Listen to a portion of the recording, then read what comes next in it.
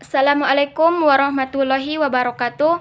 Perkenalkan, nama saya Susi Siregar, NPM 20140210, Prodi PGSD semester 2. Di sini saya akan menjelaskan tentang usaha implementasi pendidikan karakter di masa pandemi. Dunia sedang dihadapkan pada permasalahan global, yakni wabah coronavirus disease atau COVID-19, atau dikenal dengan virus corona. Wabah COVID-19 di Indonesia telah meluas ke berbagai wilayah. Jabodetabek menjadi epicentrum penyebaran virus tersebut.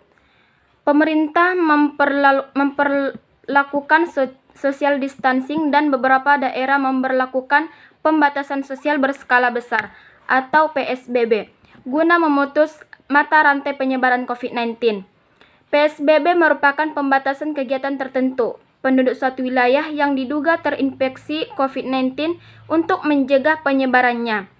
Tujuan PSBB ini untuk membatasi kegiatan tertentu, membatasi pergerakan orang atau barang, mengantisipasi perkembangan eskalasi, memperkuat upaya penanganan kesehatan, dan menangani dampak sosial ekonomi dari penyebaran COVID-19. Kebijakan social distancing berimpas pada hampir seluruh sektor kehidupan termasuk sektor pendidikan. Pemerintahan melalui Menteri Pendidikan dan Budaya Nadiem Anwar Makarim memutuskan untuk memindahkan proses pembelajaran tatap muka menjadi pembelajaran secara daring. Diumumkan melalui Surat Edaran Nomor 36962 MPKA HK 2020. Dengan demikian, pembelajaran di rumah secara daring diberlakukan kepada seluruh tingkat pendidikan. Pembelajaran secara daring menuntut tenaga pendidik untuk mampu berinovasi dalam melaksanakan pembelajaran. Pembelajaran seharusnya dirancang agar membawa peserta didik ke pengenalan nilai kognitif, penghayatan nilai secara afektif, dan akhirnya ke pengenalan nilai secara nyata. Dengan demikian, semua yang dipelajari harus bermuatan pendidik karakter. Misi utama pendidik tidak membuat peserta didik pintar dari segi intelektual, namun juga berkarakter baik. Misi tersebut tetap harus dijalankan apapun metode pembelajaran yang digunakan secara konvensional maupun pembelajaran daring.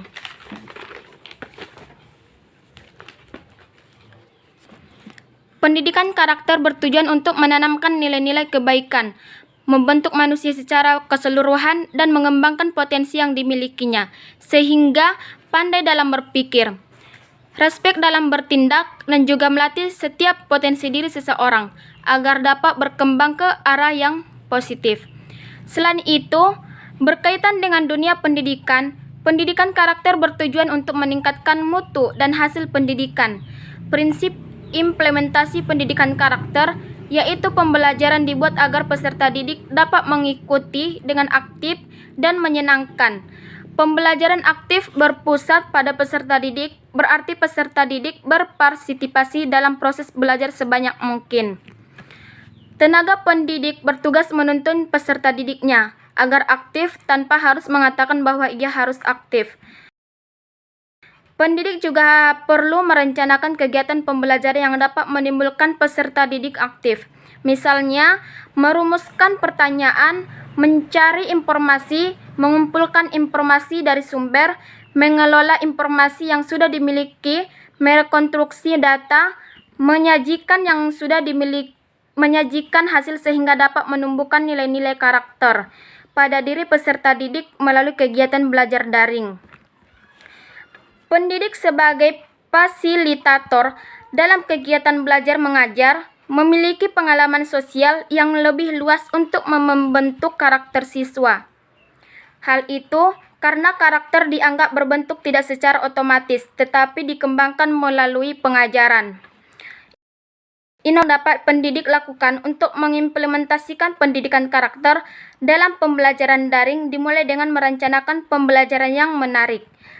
Hal itu agar menimbulkan rasa ingin tahu peserta didik. Selanjutnya, dalam pelaksanaannya, pendidik dapat mengimplementasikan kedisiplinan dengan menempati waktu pembelajaran daring ataupun saat mengumpulkan tugas.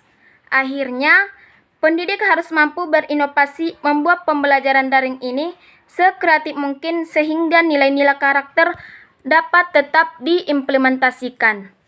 Sekian yang dapat saya sampaikan, kurang lebihnya saya minta maaf.